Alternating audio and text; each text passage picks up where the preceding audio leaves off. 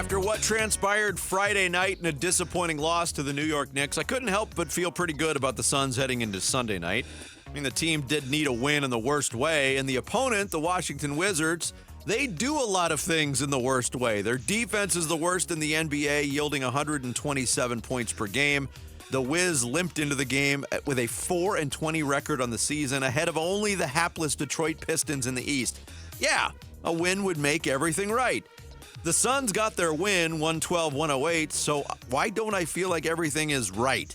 Maybe it's because the Suns looked like they didn't want to be there in a lifeless first half that saw them fall behind by as many as 16 points.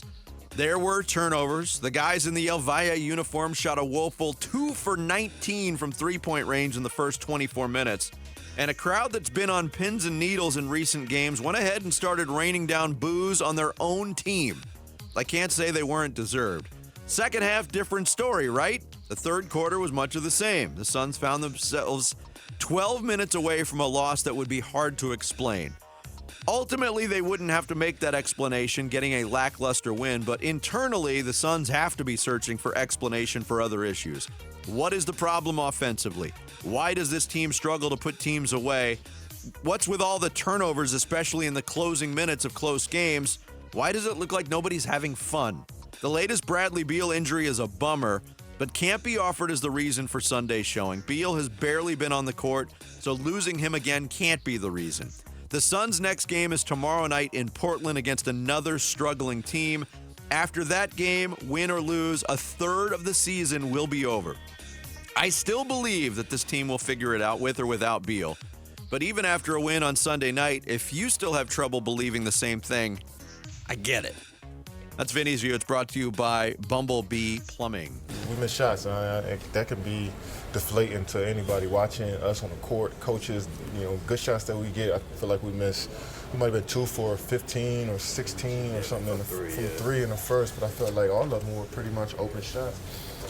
So it's like I've been telling y'all the whole year as a nickel in this league. If you're making shots, then everything around just looks and feels better. You miss shots, even if you're playing great defense that night, it just doesn't look right. You know what I'm saying? So I felt like we made shots more in that second half and was able to get going, and that just made everything just look better. That was Kevin Durant after the game on what changed in the second half. The shooting did get a little bit better, but again, with the game seemingly on ice, Tim, the Suns struggled with things that they've struggled with throughout the season, and that is sloppy ball handling, careless turnovers, questionable passes, keeping the door open for even a team like the Washington Wizards to walk through it. And, thankfully it was the Wizards. I think another team probably would have taken advantage of what the Suns threw out there in the last few minutes of that game. Suns turned the ball over 17 times, and it was a frustrating night of basketball with almost like lackadaisical, lazy passes. And KD and Book were right in the middle of that again, where you see him throw these passes that,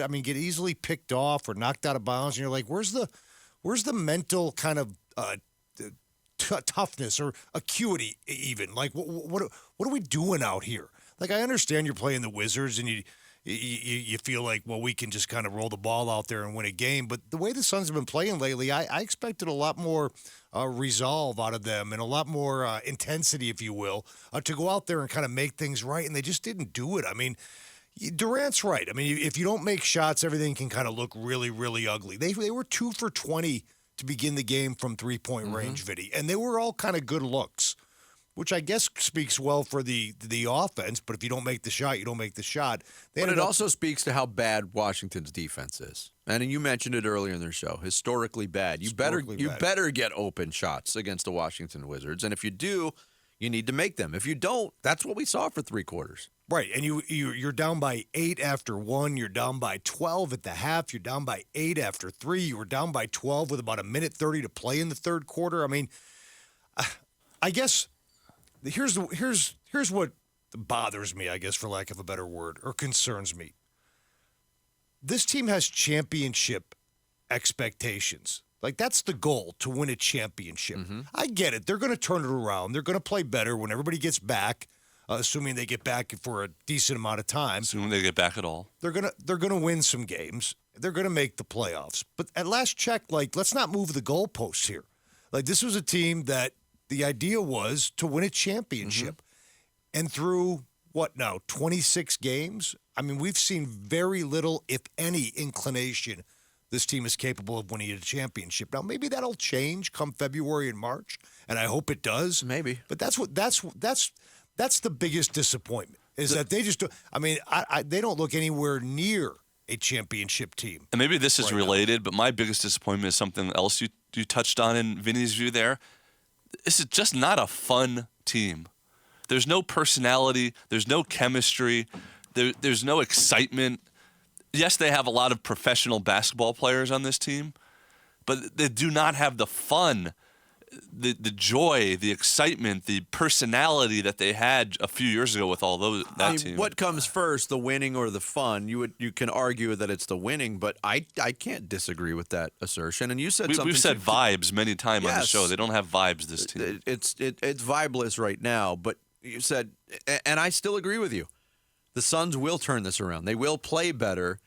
And you added when everybody comes back. They need to get over that. Assume nobody's coming back to help you. We're a third of the way through the season, too. You Yes. can't just keep waiting. The guys on the court need to figure it out and play better without worrying about. I mean, like Jarrett said, the clock is ticking.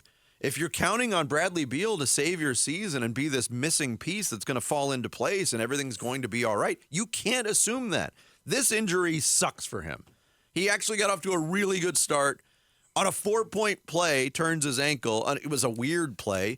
Makes you wonder if this team is cursed and jinxed. Kevin Durant said, no, that we don't believe in that. We don't believe in that. Injuries happen. We just need to be better. Well, be better.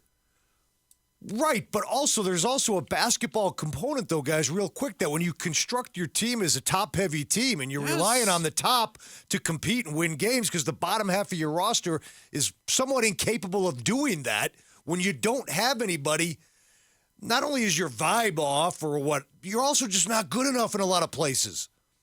And, defenses are making sure other guys get shots. Mm-hmm. It's not by accident. And those guys are not knocking down those open shots consistently. Yeah. And that's why you're 14-12. I guess it's good that they still got the win. They move on. I think getting on the road is probably a good thing for this team for the next 2 games. Start with Portland tomorrow. That is a beatable team if you play competent basketball, and then a tough one against Sacramento. But, man, like I said in Vinny's view, I thought I'd feel great about just getting a win. I went into that game, whatever it takes to get a win, and they got the win, and you're just like, oh, no. They've lost 6 out of 9, and those 3 wins were all tough to come by. They won by 7, they won by 3, and they won by 4 last night. I mean, this team hasn't had a comfortable win since November. Mm-hmm. And you can't get one against the Wizards? It's like, oh, goodness gracious. Yeah. We shall see what they look like tomorrow night in Portland. Thanks for watching Bickley and Marotta. Click to see the latest Bickley Blast and hit the button in the middle to subscribe to Arizona Sports.